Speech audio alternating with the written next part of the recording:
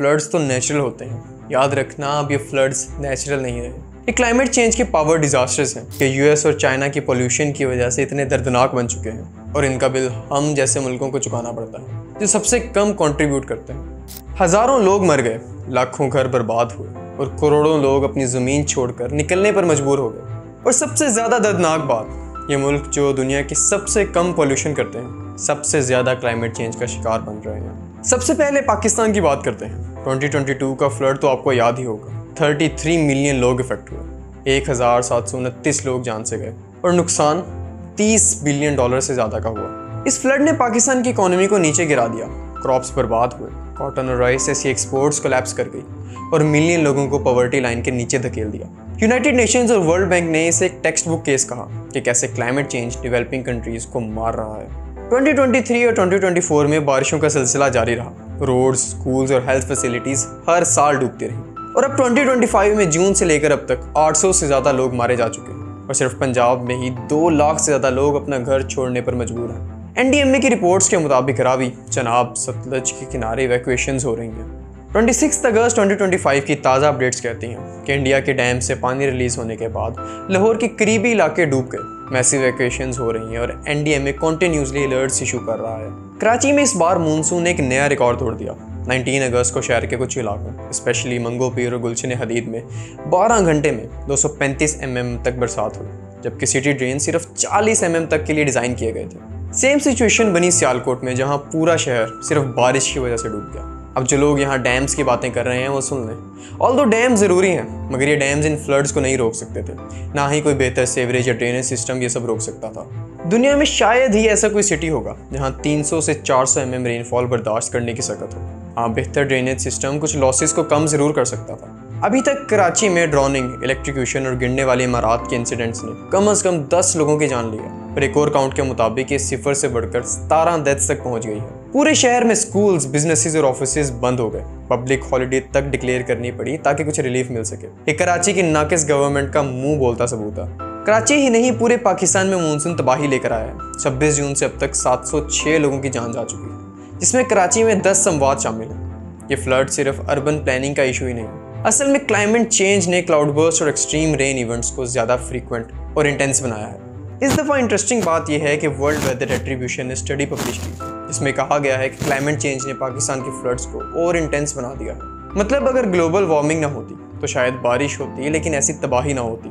पाकिस्तान की rural economy सबसे ज़्यादा हिट हुई है। फार्मर्स हर साल क्रॉप्स हार्वेस्ट करते हैं और हर साल बारिश इसे उड़ा देती है। Results, mass migration toward cities.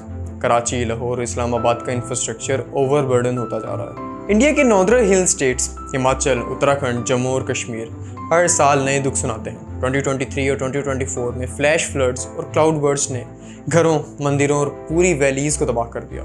2025 में तो हालात और ख़राब हो गए। हिमाचल प्रदेश में अब तक 306 लोग मारे जा चुके हैं और जम्मू और कश्मीर में विष्णु देवी के रास्ते पर लैंडस्लाइड में 30 से ज़्यादा लोगों की मौत हुई। रेलवे ट्रैक्स, हाईवेज और टूरिज्म इंफ्रास्ट्रक्चर मिट्टी के नीचे दबा दिए गए। हिमालयन रीजन ऑलरेडी वनरेबल है बिकॉज ऑफ डिफॉरेस्टेशन और अनप्लैन्ड कंस्ट्रक्शंस। लोग रिवर साइड्स और हिल साइड्स पर होटल्स बनाते हैं और जब बारिशें आती हैं तो पूरी की पूरी इमारतें बह जाती हैं। साइंटिस्ट कहते हैं कि हिमालयन ग्लेशियर्स रैपिडली मेल्ट कर रहे हैं। ये मेल्ट जब मानसून के साथ कंबाइन होता है तो ग्लेशियल लेक आउटबर्स्ट फ्लड्स यानी GLOFS होती हैं। इसका मतलब है सिर्फ बारिश ही नहीं, बल्कि ग्लेशियर से बनता हुआ पानी भी मिलकर इतना हो जाता है कि पूरे शहर को बहा सकता है। इसी तरह बांग्लादेश भी दुनिया के सबसे वनरेबल मुल्क में आता है। 2024 में उन्होंने एक बड़ा फ्लड फेस किया, जिसमें 5.8 मिलियन लोग इफेक्ट हुए, 5 लाख से ज़्यादा लोगों को शेल्टर में रहना पड़ा और 7,000 से ज़्यादा स्कूल्स बंद कर दिए गए। पानी ने सिर्फ घर नहीं बल्कि क्रॉप्स और वाटर सप्लाई सिस्टम भी डिस्ट्रॉय कर दिया।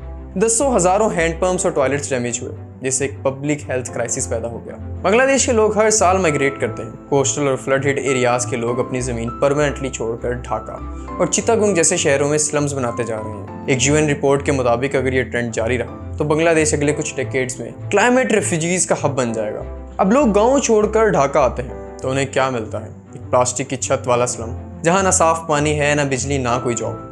ये लोग शहर में आने के बाद और ज़्यादा गरीबी और बीमारियों का शिकार हो जाते हैं। ढाका दुनिया का सबसे डेंसली पॉपुलेटेड शहरों में से एक है और ये क्लाइमेट माइग्रेशन इस शहर के इंफ्रास्ट्रक्चर पर एक बोझ बनती जा रही है। ये लोग सैलाब से तो बच जाते हैं, लेकिन गरीबी की एक नई लहर में डूब जाते हैं। बांग्लादेश की गवर्नमेंट ने साइक्लोन शेल्टर्स और एम्बैंकमेंट्स बनाए हैं, लेकिन एक्सट्रीम रेनफॉल के सामने वो भी फेल हो जाते हैं। अब सवाल ये है कि ये सब क्यों हो रहा है? क्या सिर्फ बारिशों का कसूर है? नहीं। साइंटिफिक स्टडीज़ कहती हैं कि क्लाइमेट चेंज ने रेनफॉल को और इंटेंस और अनप्रिडिक्टेबल बनाया है। ज़्यादा गर्मी का मतलब है ज़्यादा मॉइस्चर, और जब ये बारिश होती है तो और ज़्यादा तबाही लेकर आती है। पाकिस्तान, इंडिया और बांग्लादेश कलेक्टिवली दुनिया के सबसे कम पर कैपिटा एमिटर्स में शामिल है। पाकिस्तान और बांग्लादेश का पर पर्सन CO2 एमिशन 1 टन से भी कम है। इंडिया 2 टन के आसपास है। कंपेयर करो US के 14-15 टन से, यूरोप के 7-8 टन और चाइना के 10 टन के करीब से। अगर हिस्टोरिकल रिस्पॉन्सिबिलिटी देखी जाए तो US अकेला 25% से ज़्यादा CO2 एटमॉस्फेयर में डाल चुका है। यूरोप भी पीछे नहीं है, और अब चाइना सबसे बड़ा एनुअल पोल्यूटर है। मतलब गुनाह उनका और सज़ा हमारी। इसी वजह से लॉस एंड डैमेज फंड की बात हर COP कॉन्फ्रेंस में होती है। डेवलपिंग कंट्रीज डिमांड करते हैं कि जो मुल्क हिस्टोरिकली रिस्पॉन्सिबल हैं वो कंपेंसेट करें, लेकिन अभी तक प्रोमिसेस की दुनिया पैसे ग्राउंड पे नहीं आए। टैक्स के अलावा असल कहानी है डिस्प्लेसमेंट और गरीबी की। पाकिस्तान के पंजाब और सिंध के गांव खाली हो गए हैं। हर साल लोग माइग्रेट करते हैं और सिटीज़ के स्लम्स बढ़ते जा रहे हैं। बांग्लादेश में हर दूसरा फ्लड एक पूरी जनरेशन के एजुकेशन को रोक देता है। इंडिया के हिल स्टेशंस में हर साल नए घर गिरते हैं और नए फ्यूनरल्स होते हैं। ये है असल वजह जिसको कह रहे हैं लॉस एंड डैमेज।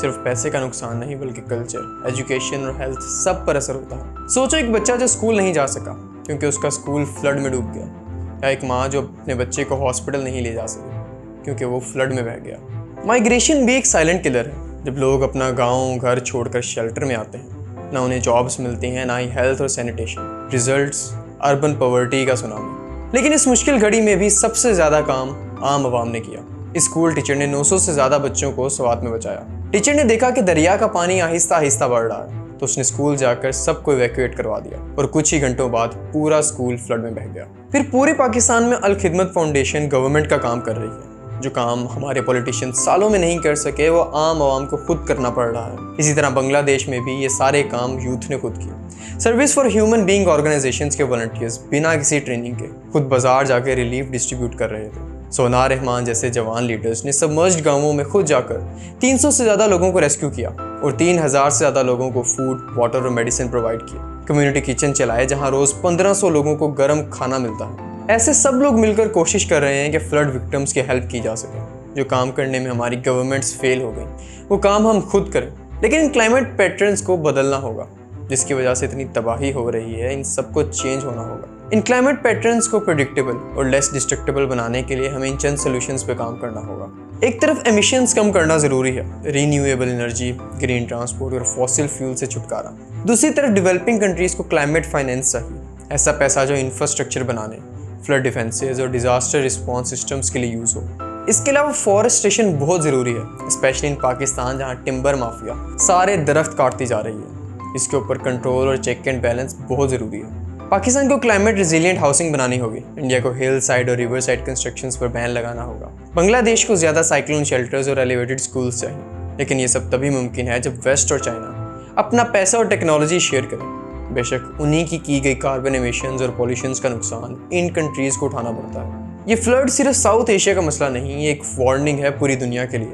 आज पाकिस्तान, इंडिया, बांग्लादेश डूब रहे हैं, कल को कोई और मुल्क भी हो सकता है। अगर एमिशंस को कम नहीं किया गया और क्लाइमेट फाइनेंस प्रोवाइड नहीं हुई तो ये तबाहियाँ और बढ़ती जाएंगी। इसलिए जब अगली बार आपको कोई बोले कि फ्लड्स तो नेचुरल होते हैं, याद रखना अब ये फ्लड्स नेचुरल नहीं रहे। ये क्लाइमेट चेंज के पावर डिजास्टर्स हैं और इनका बिल हम जैसे मुल्कों को चुकाना पड़ता है जो सबसे कम कंट्रीब्यूट करते हैं। मिलते हैं अगली वीडियो में एक नई कहानी के साथ। तब तक के लिए अल्लाह हाफिज़।